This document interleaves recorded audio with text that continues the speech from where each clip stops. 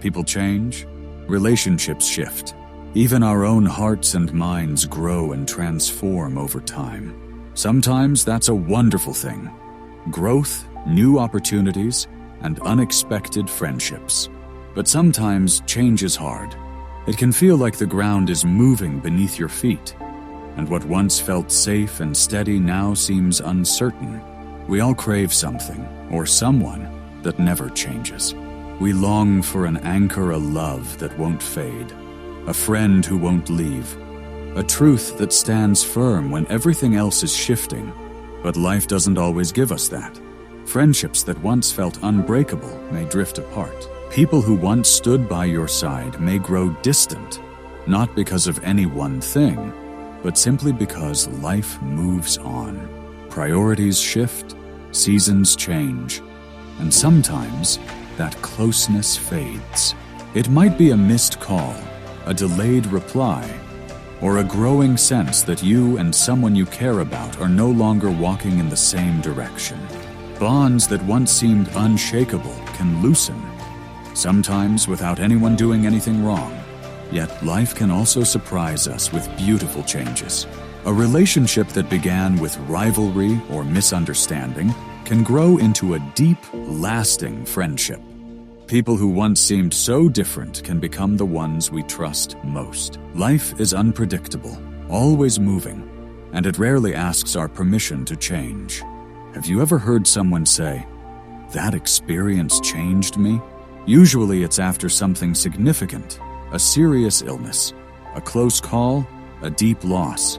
Those moments can wake us up, make us see what matters most, and remind us how precious time and health really are. Ask a couple married for decades if their relationship is the same as when they began. They'll probably smile and tell you stories of learning to listen, forgive, and grow together. Love matures, and growth always means change. Even our bodies show the marks of time. Our appearance, habits, and hearts all shift as life unfolds. They're as painful as betrayal. When someone you trusted turns away, when a friend becomes a stranger, it cuts deep. That kind of change leaves you questioning everything. Think of Jesus and Judas. Judas wasn't a stranger, he was a friend, a disciple, someone who walked closely with Jesus. Yet he betrayed him. The other disciples must have felt that sting deeply. Betrayal from someone close always hurts the most. When everything else feels like it's shifting beneath my feet, you remain the same. When people come and go, when emotions rise and fall, when circumstances turn without warning, you stay. You are not moved by seasons, shaken by storms, or changed by time. You are steady. You are certain. You are sovereign. Thank you for never forgetting me, for never turning your face away, for never withdrawing your love not once, not even when I've forgotten you, turned away, or doubted. Your mercy still reaches me. Your love still covers me. Your grace still invites me back. You have never changed your mind about me. Not when I failed, not when I fell, not when I feared. You loved me before my first breath, and you will still love me beyond my last. You saw me when I was unformed and called me beloved. That kind of love is more than I can fully grasp. But it's the kind of love that holds me together when everything else is falling apart. Lord, the people in my life will change. Their words may shift. Their loyalty may fade. Even I am changing, growing, stumbling, becoming. But I find such peace in knowing that you don't. You are the same Jesus who walked the shores of Galilee, who healed the sick, who opened blind eyes, who spoke life into the dead. You are the same Savior who stilled the wind and waves, who reached out to Peter when he was sinking in fear, who wept with Mary and Martha in their grief, and who called Lazarus out of the grave with just your voice. And you are still that God today, right now, with me. Letting God lead is not a one-time decision.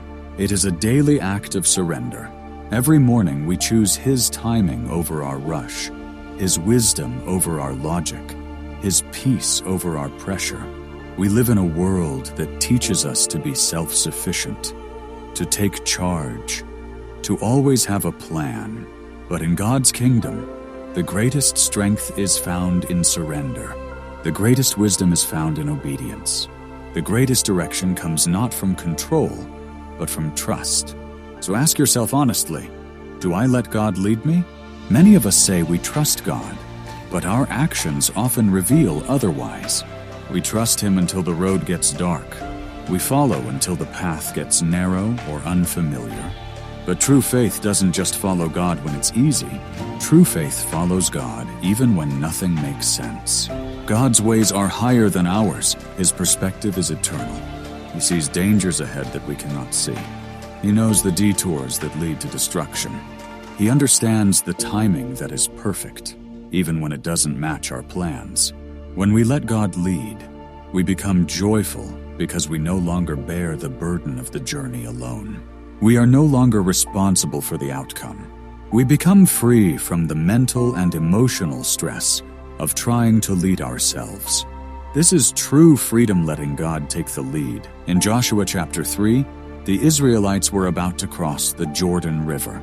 God instructed them to follow the Ark of the Covenant from a distance. The Ark represented God's presence.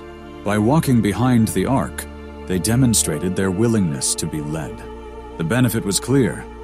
The Ark showed them the way to go, especially since they had never traveled that path before.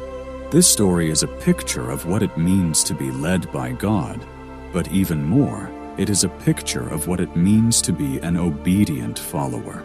A person led by God is willing to take the back seat and follow patiently.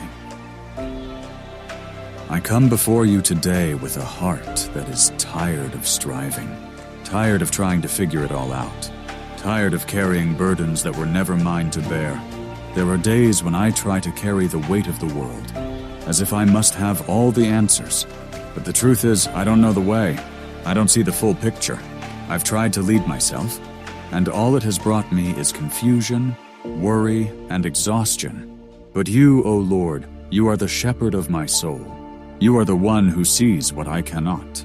You are the one who knows where I need to go, even when I am lost in the middle of my own plans. So today, Lord, I lay it all down. I surrender my plans, my timelines, my opinions, and my logic. I surrender the steering wheel of my life, and I say, have your way, Lord. Not my will, but yours be done. Lead me, O God, even when it doesn't make sense. Even if your path is slower than mine, even if it winds through valleys I didn't expect, I trust that where you lead me is where I was always meant to be, because I know your way is perfect. Your timing is always right. Your thoughts are higher than mine, and your love for me is beyond measure. Teach me to wait without worry. Teach me to move without fear. Let your word be the compass of my soul. Let your spirit whisper directions to my heart, directions I cannot miss if I keep my eyes on you. I don't want to chase open doors just because they're open. I want to walk through the ones you have unlocked for me in your perfect time. Because I've learned that peace doesn't come from knowing the plan. Peace comes from knowing the one who holds the plan. Take my hand and lead me, Lord. I don't want to be driven by pressure. I want to be drawn by your presence. Even when I don't understand your ways, help me to trust your heart. You are not just the God who leads. You are the God who walks with me. So here I am, Lord, with surrender.